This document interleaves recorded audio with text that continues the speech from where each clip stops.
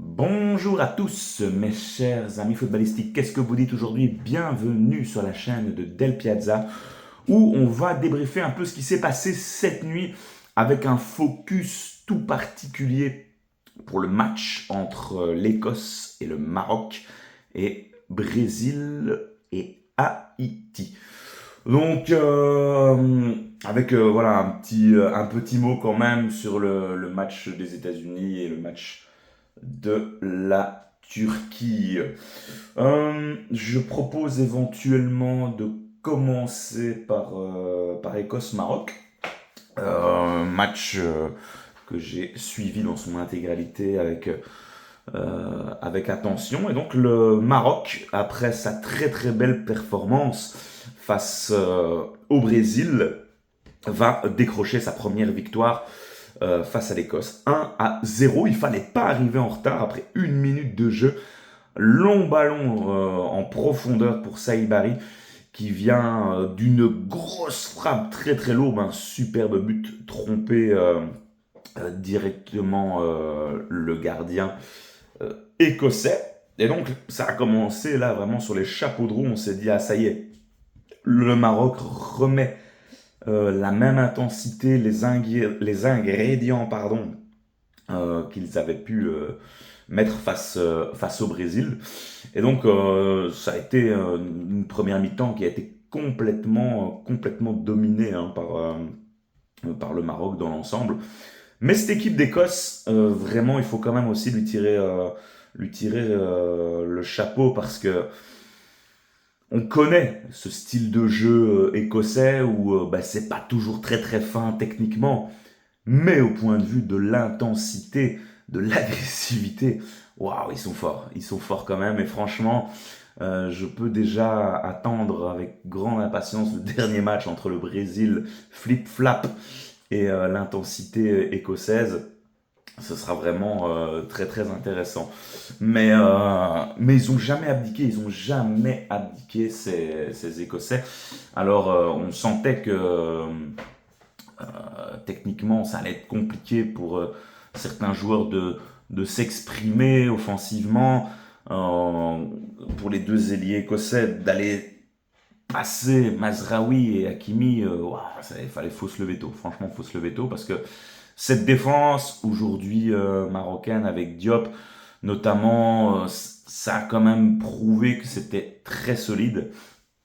Ils savent souffrir, surtout en deuxième mi-temps où là, bah, l'Écosse est revenue avec de grosses meilleures intentions et a quand même bien embêté cette équipe marocaine.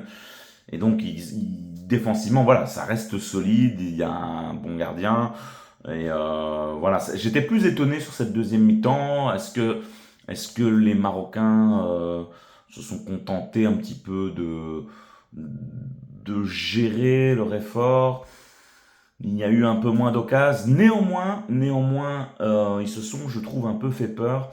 Et il faudra peut-être que cette équipe soit un peu plus tueuse pour se rassurer dans certains matchs face à des oppositions plus fortes que nos amis écossais. Mais néanmoins, ça n'enlève en rien cette superbe performance du Maroc qui clairement postule pour faire partie des belles équipes à découvrir et qui ira, à mon avis, loin dans cette compétition. Vraiment, voilà, on va pas repasser toute l'équipe en revue par chaque joueur, mais vraiment c'est costaud dans chaque ligne. Encore aujourd'hui, le jeune Ayoub Boadi a fait une belle petite performance. Voilà, il joue simple, c'est facile avec lui. Il prend ses responsabilités.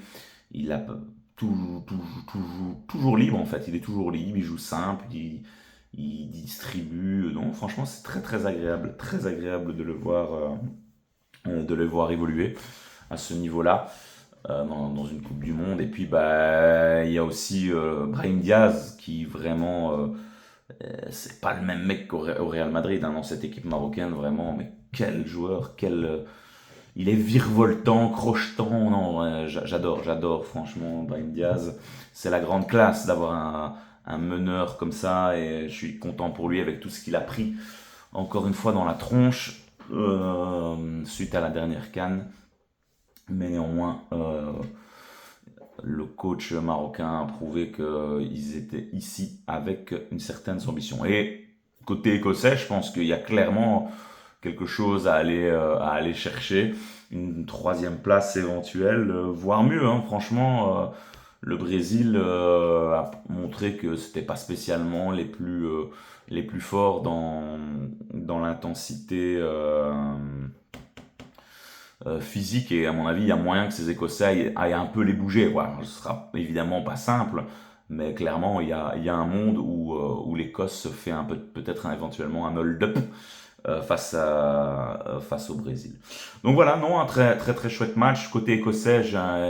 Porté par leur McGinn, McTominay, c'est très très fort, vraiment. McGinn d'Aston Villa, quel joueur avec son numéro 7, il porte cette équipe. Non, j'ai beaucoup aimé. J'ai pas vraiment envie de mettre de flop dans ce match-là parce que même si l'Écosse perd le match, mais je trouve qu'ils ont fait un match cohérent, correct, et ils auraient tout à fait pu revenir dans le match avec un peu plus de, avec des meilleures dernières passes, avec un peu plus de sang-froid dans la surface marocaine, mais en tout cas, voilà, et côté marocain, bah, l'efficacité, Brahim Diaz, évidemment en top, on est obligé de le mettre, Brahim, Saibari, euh, Hakimi qui est toujours là pour porter cette équipe, non, c'est vraiment une très très très très belle équipe, très très très belle équipe. Ensuite, je vous propose d'enchaîner avec le Brésil qui retrouvait la petite équipe d'Haïti. Donc bah voilà, évidemment le Brésil très décevant en premier match d'ouverture face au Maroc se devait de se rassurer face à Haïti, c'est fou de dire ça. Et Carlo Ancelotti avait effectué quelques changements, surtout au poste de numéro 9, exit Thiago, Igor Thiago et in Monsieur Cunha. Et la différence s'est très vite fait sentir puisque Cunha aujourd'hui est évidemment dans un autre registre, hein, a été beaucoup plus efficace et a marqué directement 2 buts en première mi-temps. Voilà, un Brésil, il n'y a pas vraiment de quoi fanfaronner non plus. Voilà, ils ont gagné 3-0 avec 2 buts de Cunha, un but de Vinicius.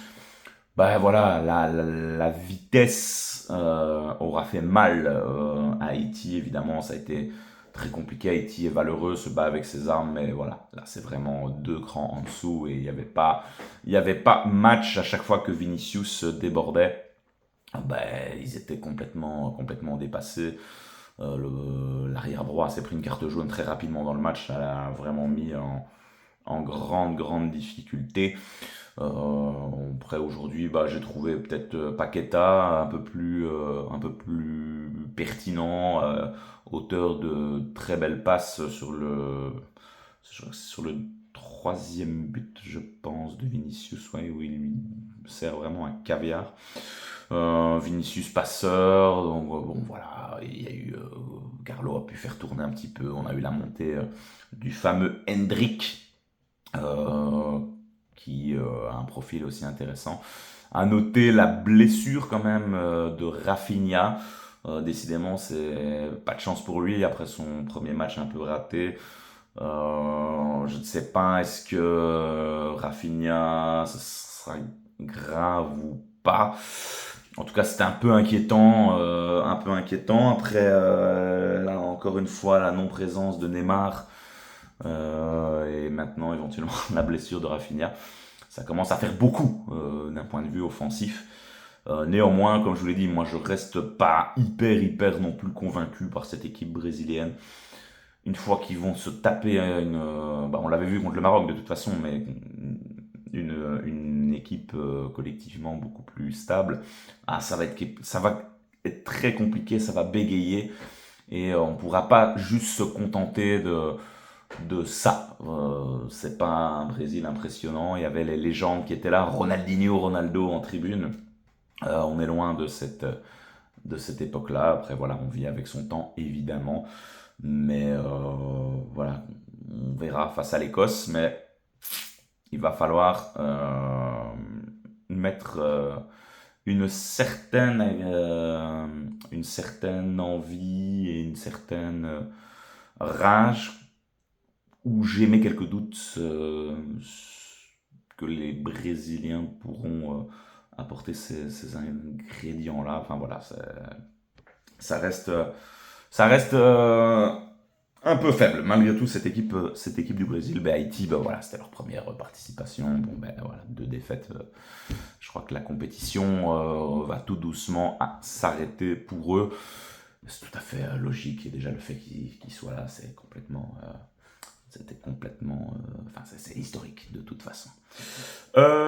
Ensuite, je propose de vous donner juste un petit mot. J'ai regardé le résumé de Turquie contre Paraguay et je sais pas ce qui se passe avec cette équipe turque, mais c'est la catastrophe. Ils vont s'incliner 1-0 face à cette équipe du Paraguay. Franchement, très très étonnant. Et pourtant, ils se prennent un but après quoi, 1 minute de jeu.